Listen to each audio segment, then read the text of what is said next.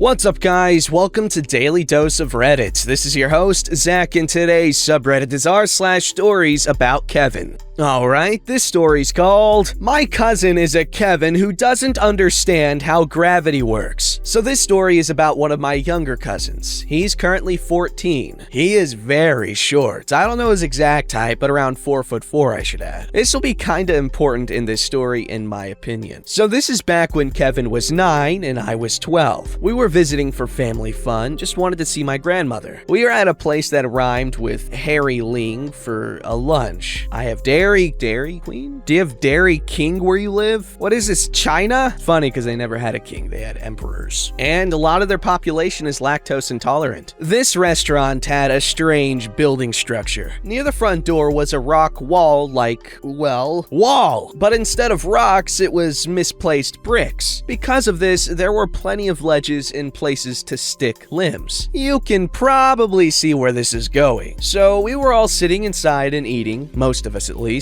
Kevin, my twin, and my youngest brother were all outside waiting for us to finish eating. I was sitting at the window when I noticed Kevin was no longer with the other boys. Being the concerned older sister type, of which I am, I walked outside to see what was going on. As I leave, I noticed the boys looking up, so my eyes followed their glances. Kevin was up near the sign. He was climbing up to the top to touch the sign. It should be pointed out that the end of the brick part is around 2 stories. And the sign is about the side of another story. For some reason, he thought climbing up 2 stories was a good idea and wouldn't have any complications. He clearly didn't think about how he would get down. So I'm standing there looking up at him before he reaches and touches the sign. He proceeded to shake both of his hands in triumph. This is when Kevin forgot how physics works. He regained his balance before looking down at us. Instead of trying to climb down, he jumped. He proceeded to fall the 2 stories onto his feet. Both of them. If it wasn't for the force of gravity, he would have landed fine, but also landed on his bottom. Remember, this boy at this point in time was like 4 feet. He fell 2 stories. My cousins immediately gave a scream, causing all the adults we knew to leave the restaurant concerned. He was in casts for a while and messed up his feet joints, but luckily didn't have any permanent damage. I still don't understand how he came out fine. As much as I love him, my cousin is a Kevin who has made even more dumb choices. Man, that guy's wild. But I'm not surprised he's fine. Obviously, small kid, and kids are resilient as hell. Like,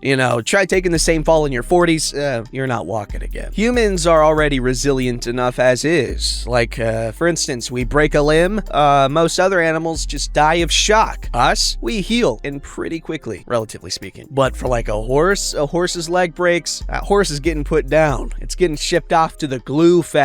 I know, it's a sticky situation. Alright, this story's called Kevin Tries to Start a Revolution at Work. A bit long, so I put a tilde here at the bottom. This is about something that went down at work about a month ago. I work in tech support. Specifically, I sit at a department called Back Office, which is more of a second-line support, meaning we handle more advanced tickets. But most of this story happened at the service desk, which is the first-line support. It all started one morning when we got an email from the CEO which said that there had been a whistleblower report leveled at the bosses of the service desk and back office departments. The CEO informed us that they are taking these matters seriously and are currently investigating them. The whistleblower had also presented themselves as a speaker for lots of people's combined complaints. According to the reports, the back office boss was threatening employees running the department like a dictator and creating a culture of fear in the department. The report further claimed that the employees of back office were all scared of her and that no one dared to speak against her for fear of retribution. This came as news to us at back office, who honestly had no idea what they were talking about. Our boss is, first of all, like 5'3" and a bit on the skinny side. Second, she is nice to a fault. Some employees are kinda bossing her around. I don't think she is capable of threatening someone. As for the service desk boss, I have honestly never even Kevin met her. I started working here just as the pandemic broke out and people started working from home. I can't speak for the validity of her accusations, but since the accusations were leveled at the service desk boss, and the accusations of our boss were specifically mentioned when she was a temporary boss of the service desk department, we are pretty sure the whistleblower was someone at service desk. Fast forward a week or so, and we get another email. This one was from an employee at service desk. Let's call him Kevin. The email was just a link to a Facebook group. It was sent to the entire office at 2 a.m. I ignored it at first, believing it to be some social group for all the employees. Then I spoke to a coworker who urged me to take a look, and holy crap was it worth it. Kevin had created a Facebook group where he wrote about the awful working conditions we suffered. He never explicitly states to be the whistleblower, but uses a lot of the same wording as the report. For example, presenting himself as a leader of a larger group. English is not our first language, but he wrote it all in English for some reason, and his English was awful. He wrote, "We're 6 people right now, leading the pack, and I am the spokesman for all those people." Quoted verbatim. Maybe he believed that this was going to become so huge it would reach international news or something. At the time, the group had 2 members, himself and another service desk employee who probably joined by mistake since he later left. Kevin also wrote that he contacted journalists and that he was going to start a fundraising project for a lawyer. The crown jewel of the group was a recording of a digital meeting he had with the back office boss while she was temporary boss of service desk. Apparently, Kevin had a long history of misconduct. To rectify this, they had established a plan for him to improve and had regular meetings to make sure he stuck to the plan. This was one of the meetings he had recorded. In the recording, Kevin repeatedly complained why they were after him for every little thing he did wrong, to which the boss calmly explained because he did so many things wrong, especially since a lot of them were repeat offenses that he had already been written up for once. Furthermore, Kevin stated that the boss wasn't allowed to bring up some of those offenses because he had already cleared those up with the service desk boss, and she said it was fine. So, back office boss explained that yes, it was fine as long as he didn't repeat it, which he had then done. Kevin also gave off some kind of sexist vibes and generally had the attitude that he didn't respect her authority. But the best part came at the end, when the following exchange went down. "I just want us to understand each other, because if things don't improve soon, I will get sick of this." Sorry, what do you mean with "I will get sick of this"? I'm just saying that I will get sick of this, and I am holding you to that. What are you saying? I'm done here. End call. I don't know about you, but that sounds like a threat to me. It started off as a vague statement, but when he refused to explain it, it became a threat. I don't know why he would post something like this. It very clearly made him look bad. Extra so with all the information about his repeated misconduct. The boss looked like a patient angel next to him. I tried to find a way to save the recording. I was certain he would at some point realize what a mistake it was to post something like that, and I felt it could strengthen the boss's defense if she had easy access to that recording. Sadly, Facebook wouldn't let me save it. So sorry, r/, if you're reading this, I can't sell it to you.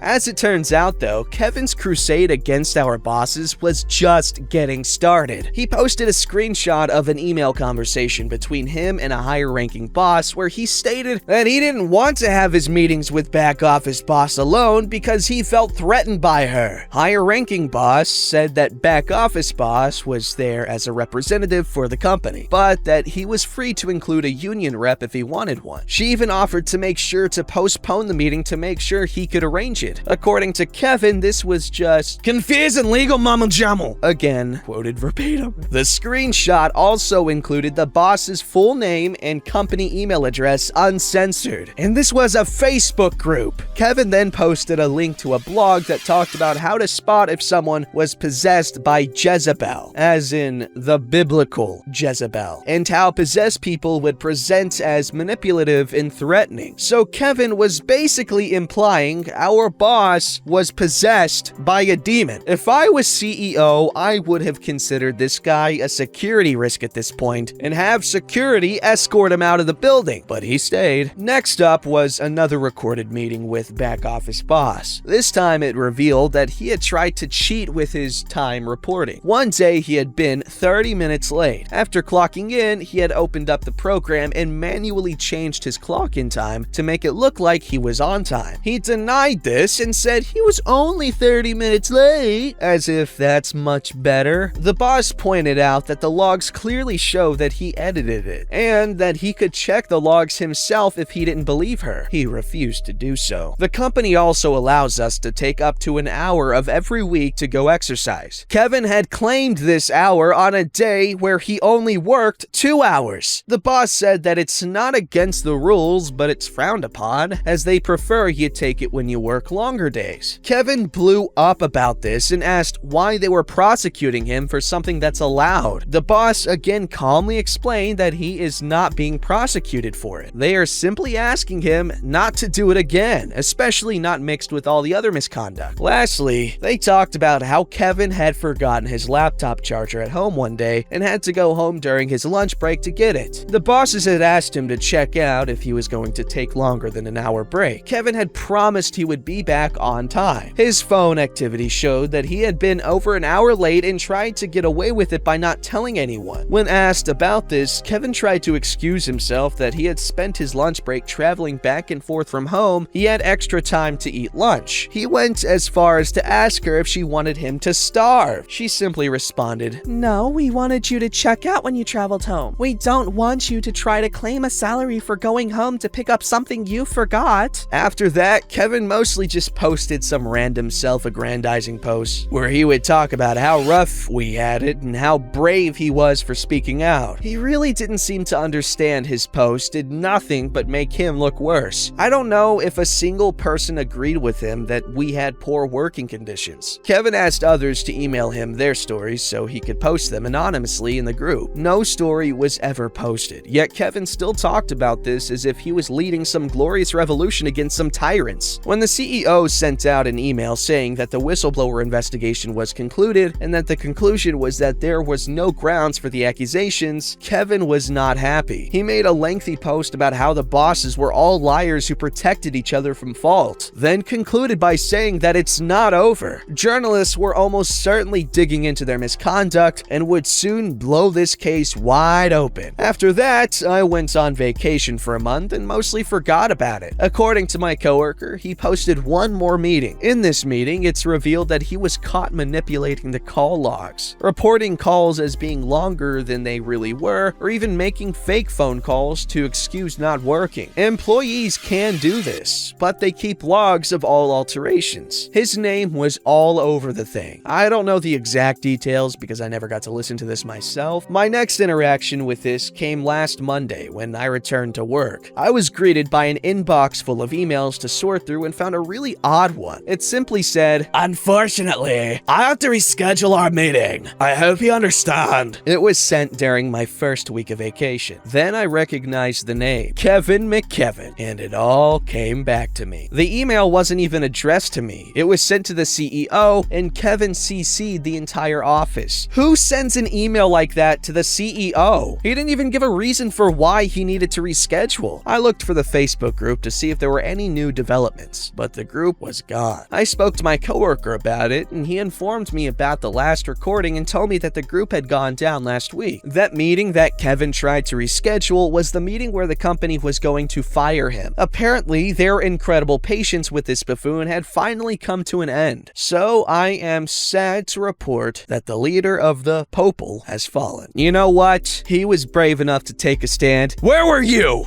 Alright, this story's called Kevin and the Fridge Light. So I was on a video call with my longtime friend, Kevin, and I mentioned how the light bulb in my fridge had busted and I needed to buy a replacement. Kevin then mentioned that this was actually a good thing because exposing beer to light would make it go bad faster. Thinking that he just kinda spoke without thinking, I said, you do know that the light goes off if you close the fridge. At that moment, I could see a metaphorical light bulb go on. At first, Kevin Kevin was unsure, but after some convincing, I managed to get him to walk to his fridge and watched him slowly close the fridge and see for himself that the light turns off. This was followed for some time by him repeatedly having the fridge be nearly closed and then opening it to see the light bulb turning on. I remember when I was like 7 or something. I was a little kid when I figured that out. It was a cool moment. Like, you guys don't know how huge of a freaking revelation that is, at the time you're discovering it. Like, holy crap, I was blown away.